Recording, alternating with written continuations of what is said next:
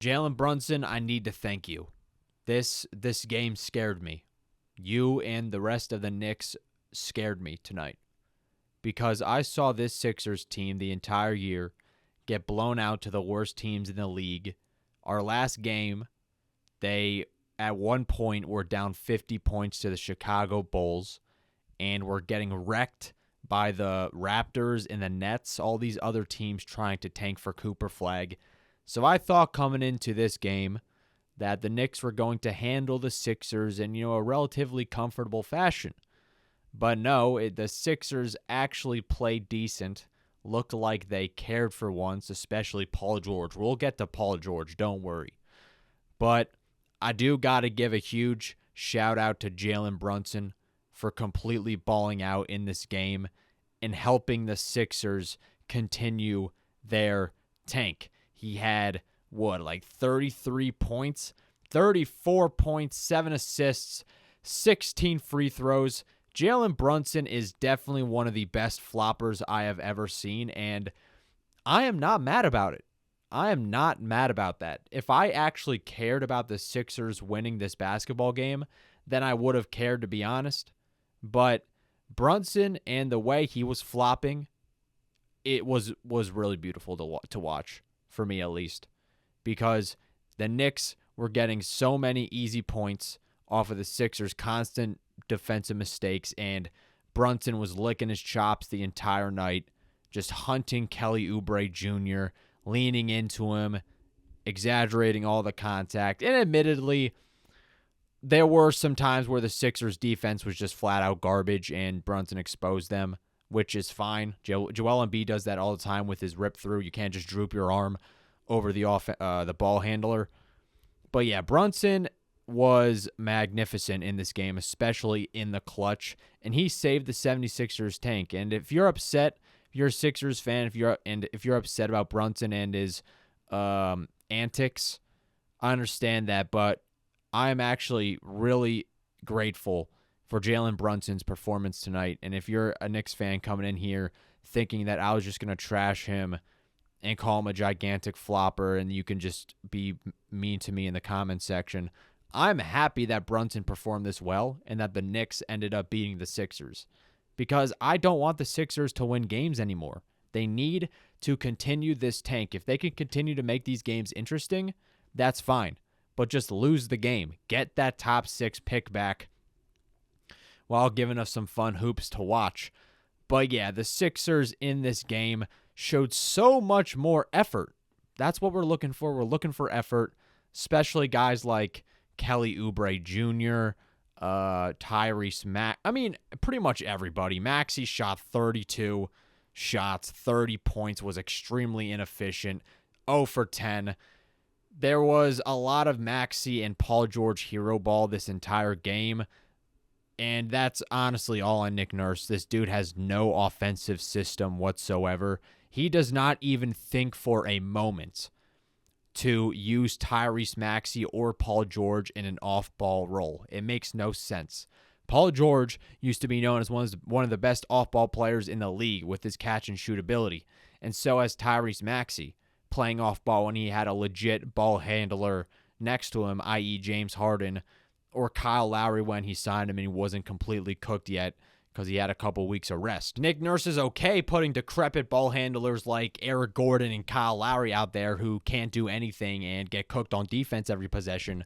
But when those two get injured, he doesn't put any other ball handler next to Maxey, not even Jared Butler, your recent trade acquisition, who has done nothing to warrant getting shadow banned to the end of the bench, getting no minutes whatsoever.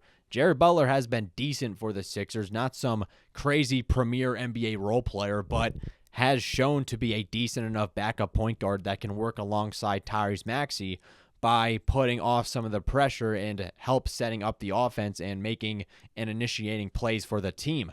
Kelly Oubre was one of the only players initiating any sort of offense other than Tyrese Maxey and Paul George just shot chucking the entire night. Oubre was great. He had 27, getting into his bag in the mid-range and hitting corner threes. going right to the rim, absorbing contact and finishing. This was one of the better Kelly Oubre games this season, and I'm glad he had this performance because Kelly has been getting a lot of flack from Sixers fans, and most of it just stems from the fact that this team is terrible. So when we see Kelly make some of these goofy plays, we just zero in and focus on him.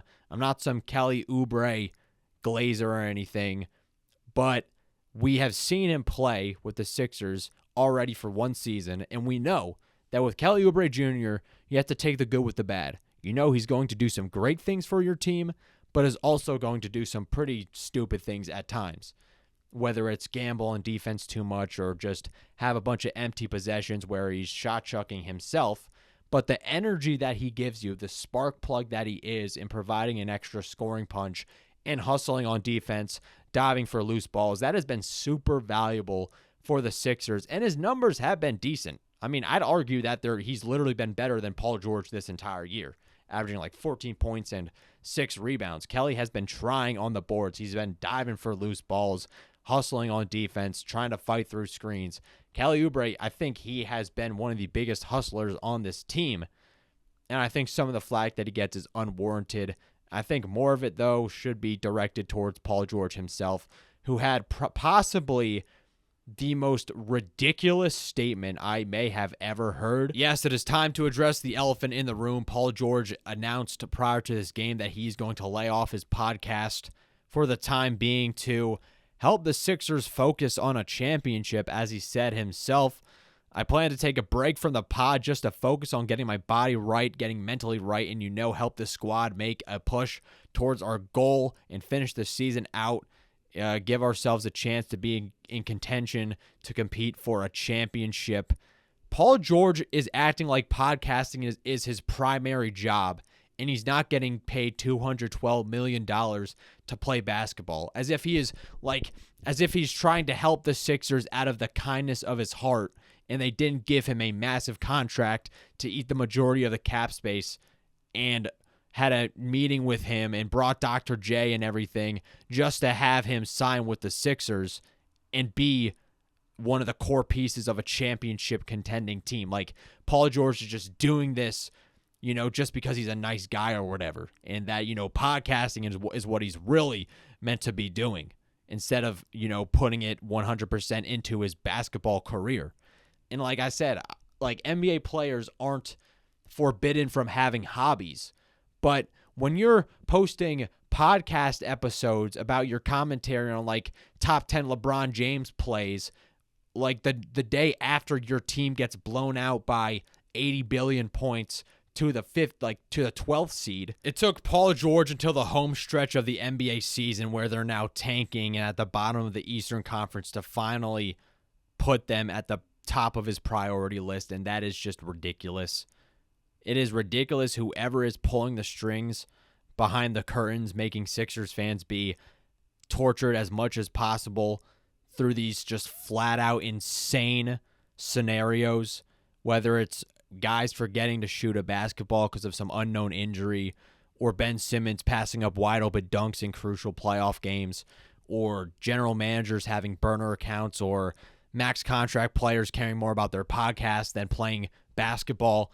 Whatever it is, I mean, being a Sixers fan is just a totally different experience. Us Sixers fans have experienced things that no other fan base can attest to. And to be clear, Paul George did show one of his better efforts in a Sixers uniform in this game, but just the fact of the matter is that he is washed. He was getting clamped up by OG Anunoby and Mikal Bridges in the most crucial moments of the game, having 2 costly turnovers in a row in the fourth quarter that the Knicks took advantage of, had 25 points, and did hit some clutch shots to help close the gap against the Knicks, but shot 9 for 20, and most of his shots consisted of tough mid-range jumpers from the elbow because he can't blow anybody off the dribble anymore and cannot create any shot for himself unless it's just some contested shot or he's getting some sort of mismatch.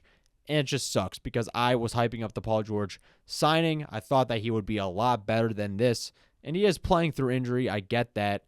But just the commitment he has shown this season and just such the steep decline he had was something I wasn't anticipating. And it sucks because the Sixers have inherited another albatross contract that is worse than Tobias Harris, because Paul George is flat out worse than Tobias Harris. In fact, Tobias Harris and the Detroit Pistons are on a tear right now, having a great win against the Boston Celtics, with Tobias putting up 16 points and 9 rebounds in that game, I believe. And since the trade deadline, Tobias averaging 19 points per game, 5 rebounds, shooting over 50, 40, 90, just being uber efficient. And the Pistons have been on an 8-game winning streak and are looking to be in the playoffs, whereas the Sixers will be in Cancun trying to get a top 6 pick that they probably won't even get, because why would they? Because what has been proven about the Sixers that anything good will happen to them. But to stop being so negative and actually focus on some good news, the Sixers tank has been going well, because not only did they lose to the Knicks, but they also had the Brooklyn Nets win an amazing game against the top-seeded OKC Thunder. Yeah, that's right, the OKC Thunder, who are one of the contenders to win the championship. The Nets beat them. And in fact, here's an interesting stat. The Nets scored 40 or so points in the first quarter, just like they did against the Sixers, but against one of the best defenses in the league. But it took the Sixers about 2 quarters to score 45 points. Just the gap with how terrible the Sixers are, I think, is just a complete understatement. They were getting blown out by the Nets and the Raptors and the Bulls and all these other trash teams. And they, where they are talent-wise, they should be at the tippity top, but the Wizards are they've been trying to tank the entire year, whereas the Sixers haven't. I don't expect them to be in the top 4 of the, Tankathon leaderboard, but if the Nets can keep winning these games and the Sixers can keep losing, they can focus on the Toronto Raptors and get that 5th spot. And if they can get that 5th spot, that would be great in their chances to get that top 6 pick back. And that's pretty much all I want out of the Sixers at this point. Just shut down Tyrese Maxey, shut down Embiid, shut down Paul George, just tear it down for this entire year, play all the G Leaguers, and wrap it up. But that's pretty much all I got. If you survived my yap session, I appreciate it. Be sure to hit that like and subscribe button, and I will see y'all in the next one. Peace.